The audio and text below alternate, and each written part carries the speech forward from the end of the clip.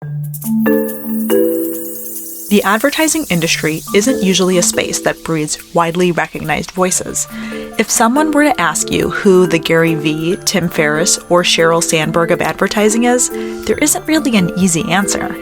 Unlike high-profile professionals and entrepreneurs in film and video, journalism, and technology, the people making a mark in advertising can be hard to identify, and that might be partially due to their voices not being amplified to an audience outside of their immediate scope of work.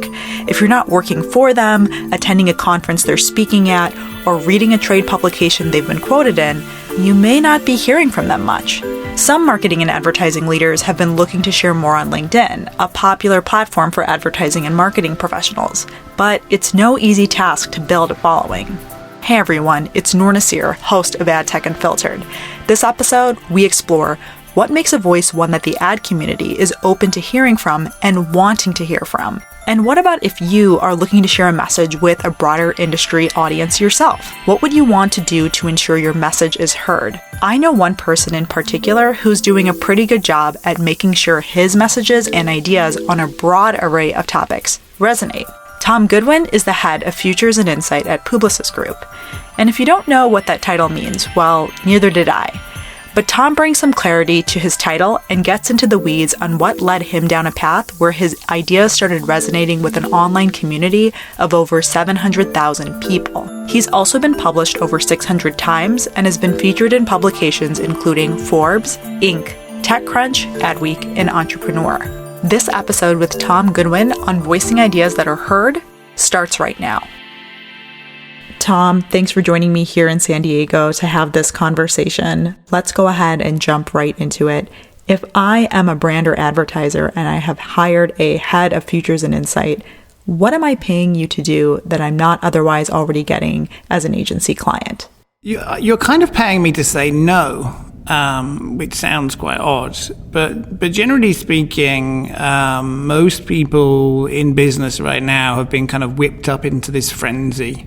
So there's kind of hysteria about how 5G or the Internet of Things or millennials or artificial intelligence or blockchain or drones or 3D printing. There's this kind of hysteria that somehow all of that stuff is changing everything.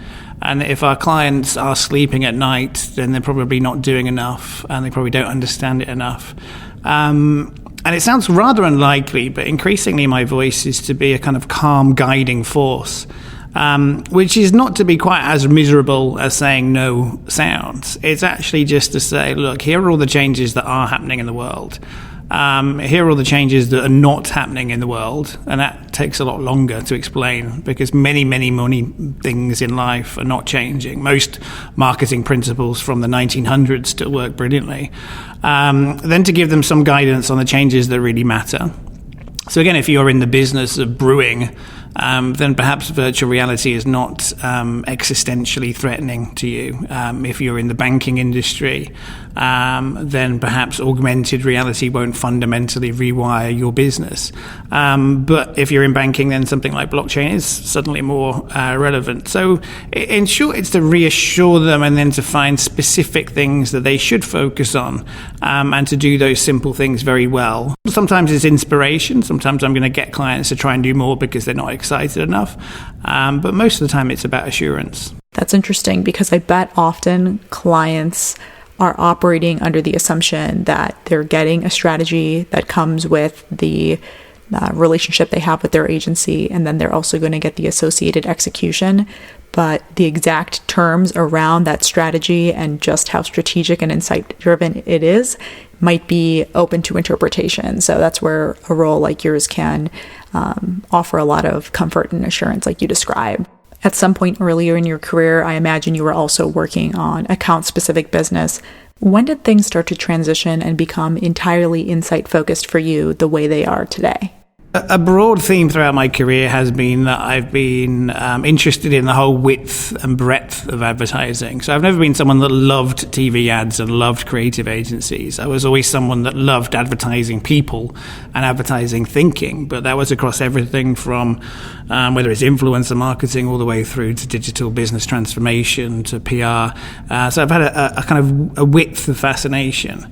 There was a moment where life changed quite considerably, and that was around about maybe 8 or 9 years ago, where I was working at a place called the IPG Emerging Media Lab, so my role was very much future-focused and very much advisory in nature. There was a shift in that the industry was understanding that there was importance in thinking about the future. There wasn't a shift in understanding that there was money to be made there, but there was a recognition that we could add value to our clients in quite a different way by talking about both technology and people and how those will develop in the future. I was getting very irritated with the types of conversations that we were having and the simplicity of discussions that we were having and the reluctance of clients to do anything about it. And over a period of time, I just got quite frustrated and quite angry isn't the word, but passionate would be a better one.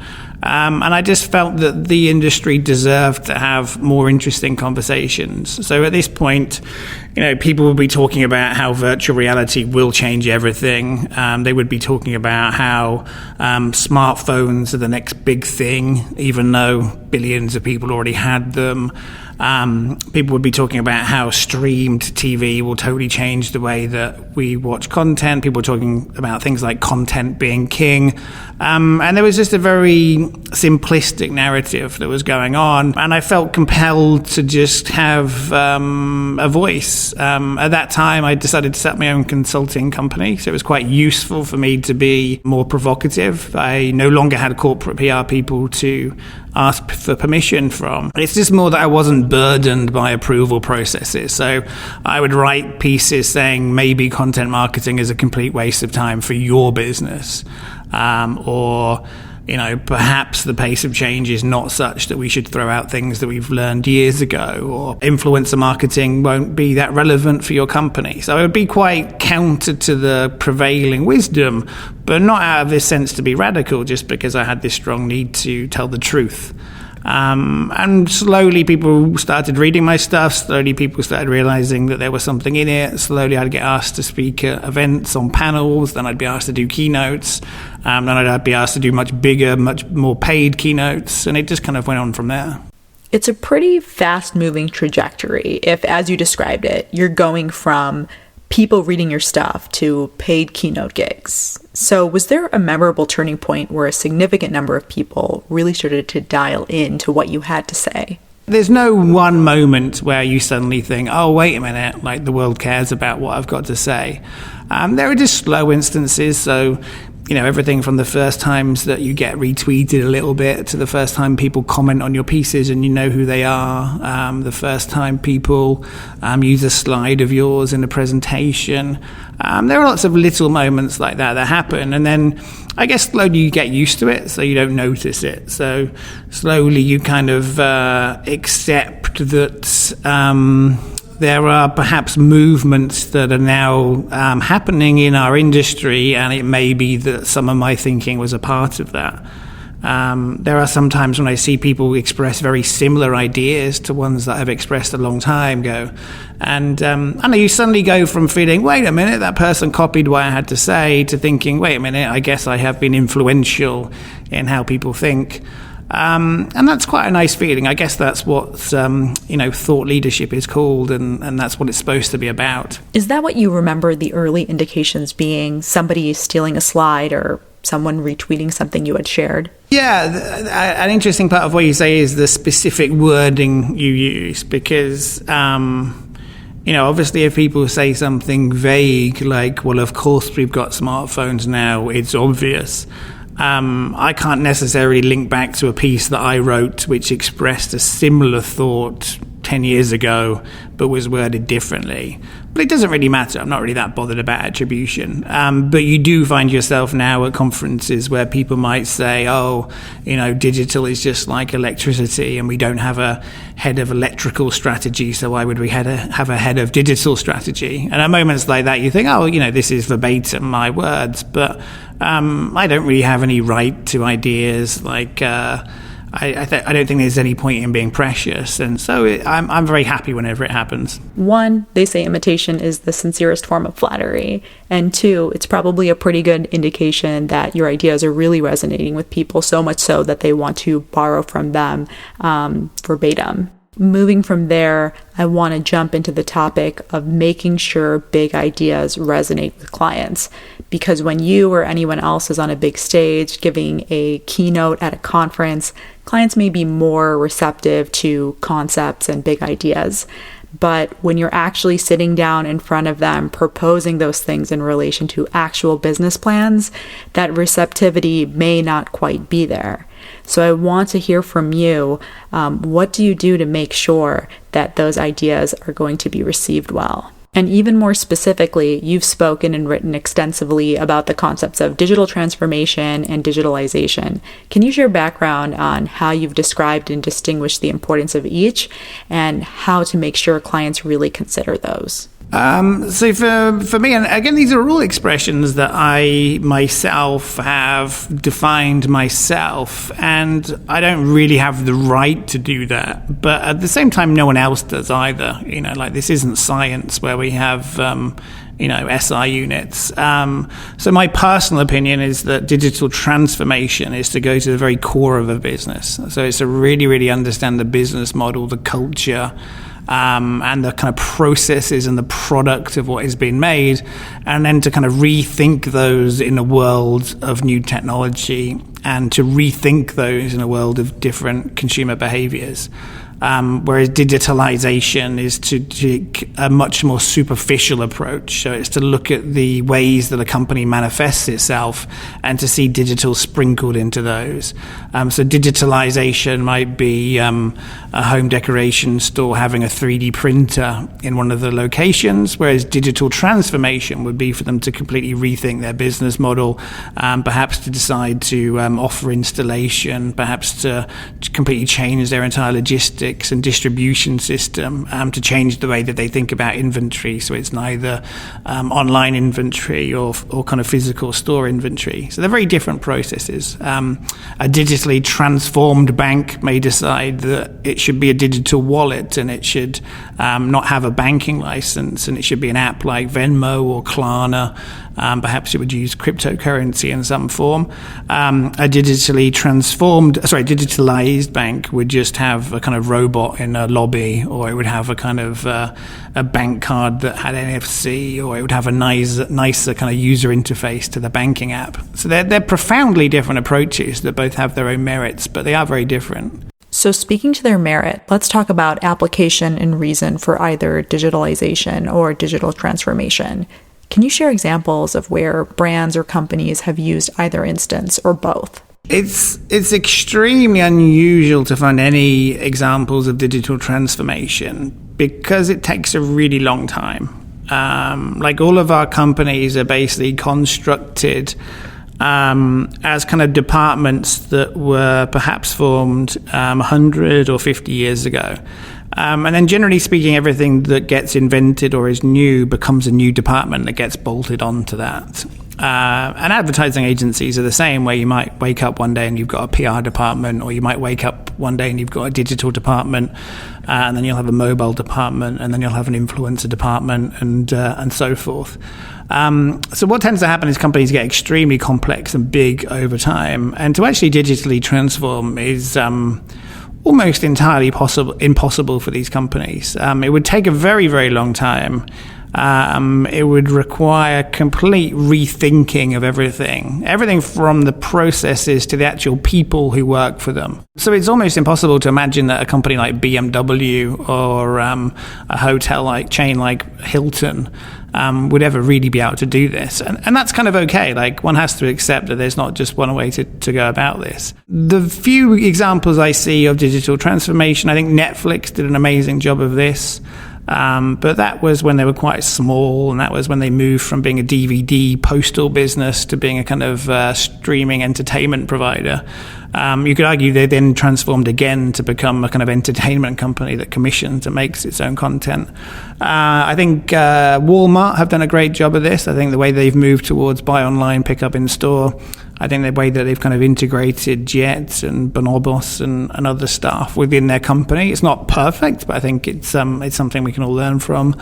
McDonald's is quite an interesting one. For me, the experience of going into McDonald's is far superior to any other company in its sector, because it's embraced things like mobile app ordering and digital kiosks. And you can see that behind the whole scenes, all of the restaurants have been rethought.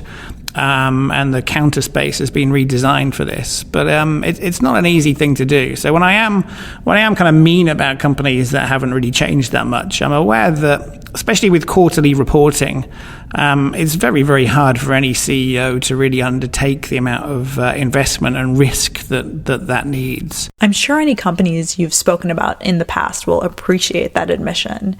Moving right along, another topic of discussion, one being about a value that you have said many brands tout, that being turning customers into fanatics. Your take on it being that it's often a misguided principle. You said on the topic, brands are important, we choose them, but we don't want to have a conversation with them. To play devil's advocate, when is there an argument for turning customers into fanatics, and when isn't there one? There's a very dangerous thing, which is, especially in the world of Twitter or conferences, that you have to make very binary statements, and you can never say it depends or it's complex. I do think the thinking that we should aim to have conversations with brands and that we should make customers fanatics, I do think that's pretty extraordinarily silly. But there definitely are a couple. I certainly want to have conversations with my airline because I want to know where the plane is. And actually, I do have a pretty robust relationship with them, and I kind of expect them to know everything about me, and I kind of want them to know everything about me, and I want them to keep that secure. Banks, again, are another similar type of companies where, if you have all of your money held in an institution, you want them to know about you, and you also want them to take your relationship seriously. I just think the reality is that for every bank or every health insurer or for every airline or perhaps maybe a car company, there are also lots of companies that make, pan scrubbers or toilet bleach or toothpaste or toilet roll. I obviously need to trust my toothpaste. Obviously, looking after your teeth is an extremely important thing. I obviously need to trust the company that makes ibuprofen because I don't want to put poison in my mouth. So these are kind of categories which are both pretty low interest, but remarkably important. And I think getting that kind of duality where you're saying this really matters, but kind of people don't care that much is a very sort of precise balance to try and get. I also see examples of brands that have historically fallen into low consideration categories who have used customer connection and engagement to elevate themselves into high consideration categories. I think a really good example would be Starbucks with their loyalty program, Starbucks Rewards. People who may not have been taking their coffee so seriously are now thinking about it on a daily basis. Don't you think that other brands would look to leverage similar strategies so that they could connect more effectively and become higher consideration? I think that's what some of them might be doing. I think some of them are doing it just because it appears to be what everyone else is doing. And I think this need to not do something that's that smart but is not a fireable offence is stronger than the need to do something that could be brilliant, that could be a fireable offence if it doesn't work out. So I think there's a lot of kind of sheep-like behaviour. It's certainly the case that everyone's extraordinary. I mean, everyone on the planet has a kind of oddity to them. So there will be people that... there's actually a direct-to-consumer pan scrubber business. I think it's called Sakura. And you subscribe to a monthly supply of extremely premium pan scrubbers. So there obviously are people that really, really care about how they get their dishes clean. I will have some kind of weird fascination over a pair of socks at the moment that just seems to kind of fit me really, really well. But one needs to know when those oddities, if you aggregate them up, become scalable. Because Starbucks has shown that there's obviously a lot of people that really care about Starbucks, and there is a need for a loyalty program. It may well be, if you take another sector, like the Quip toothbrush, which is a kind of reimagined toothbrush, it may well be that they'll discover at their great cost that actually not that many people were that bothered about a monthly supply of toothpaste. And actually, again, it became one of those things that was very important but not that interesting to them. And that point I won't contend with. I think there are definitely low consideration brands out there that don't have any business attempting to become high consideration because it simply doesn't make any sense. Well, moving right along, if there is something that someone who is already familiar with your work is knowledgeable about, it's probably this observation that you released in TechCrunch in 2015. I'm going to go ahead and read it. Uber, the world's largest taxi company, owns no vehicles. Facebook, the world's most popular media owner, creates no content. Alibaba, the most valuable retailer, has no inventory. And Airbnb, the world's largest accommodation provider, owns no real estate. Something interesting is happening. So this has clearly become a popular business model for disruption, right? Everything that you described in that particular piece. You create a network that people tap into, and then they take a tiny piece of the risk on by bringing their own resources and inventory to the table, ultimately enabling a company to make a substantial profit. Do you think this model is going to stick around to benefit a series of additional industries, or is disruption of this new model also on the horizon? It's a very good question. And if there was a really good answer, it would be a very profitable answer, because to some extent, those marketplaces have been an incredible value creation exercise for Silicon Valley. Not necessarily human value creation, but stock market valuations and so on.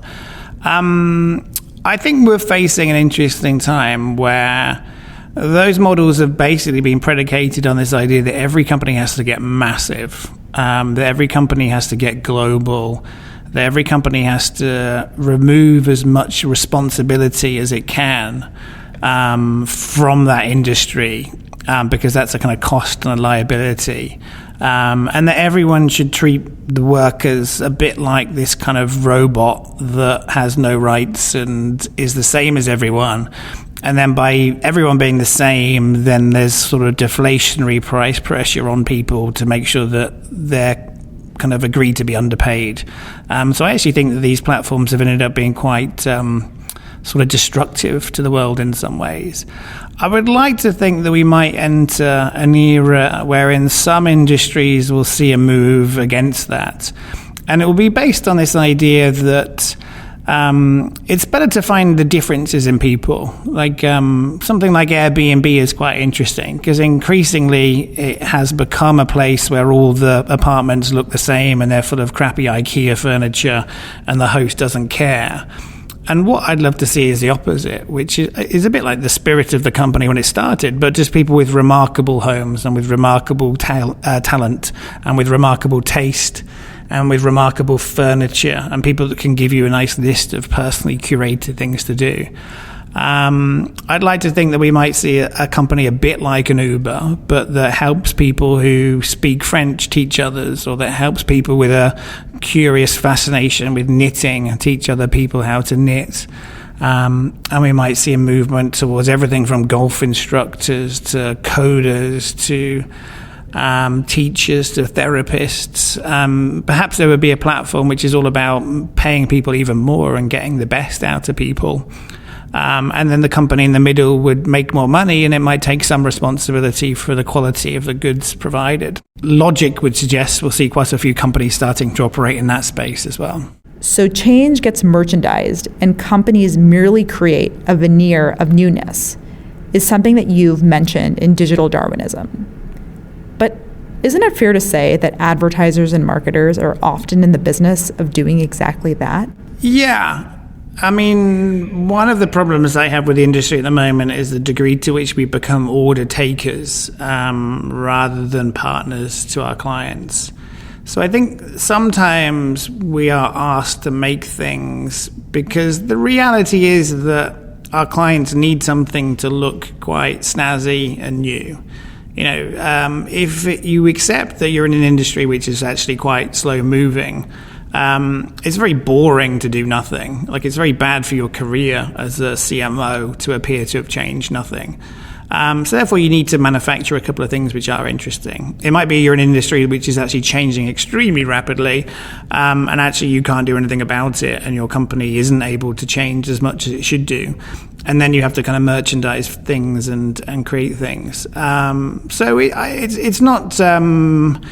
I understand why it's the case that we're often asked to do things which are not perhaps that logical, and I'm quite happy to do them when the logic is just that we need to create a distraction.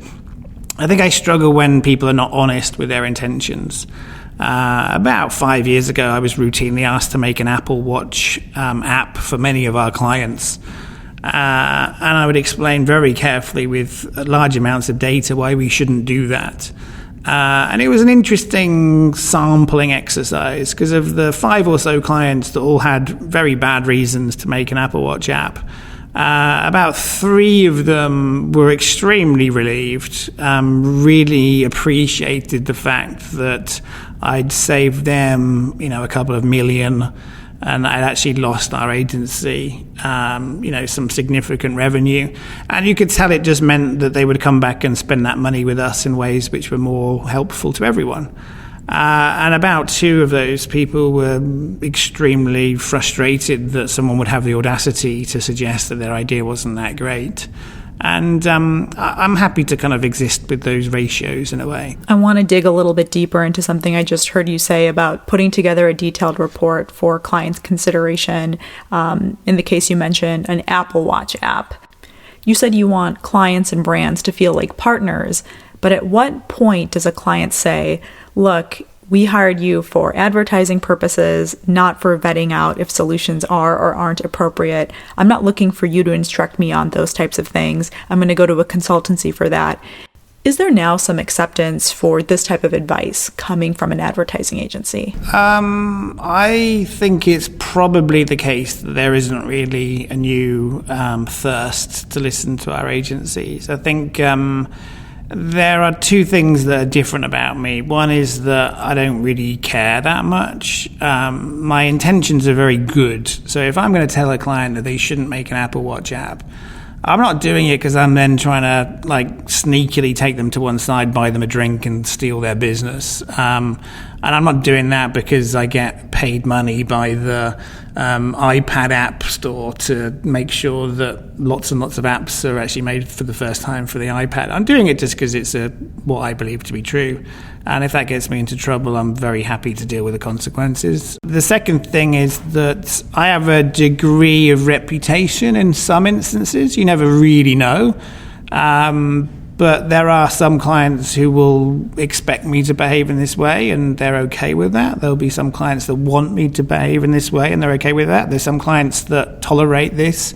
And then there'll be client handlers that have to come in afterwards and basically say, well, what did you expect from Tom? And they can do a kind of good cop, bad cop routine. But I think sadly it's not the case that we're in an environment where our clients are now looking to us to elevate our role upstream.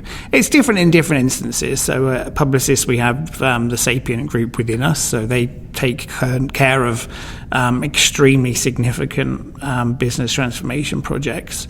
But generally speaking, when conversations happen within creative agencies or media agencies or smaller digital agencies, then it's not normally expected that we advise them in that way. Apart from anything else, one needs to be aware that by the time we get the phone call, the solution has already been decided, really. like a good analogy is healthcare, where I have a bad back at the moment. If I phone up a physio and show them my MRI scan, like I already accept that the solution they probably are going to suggest is physio.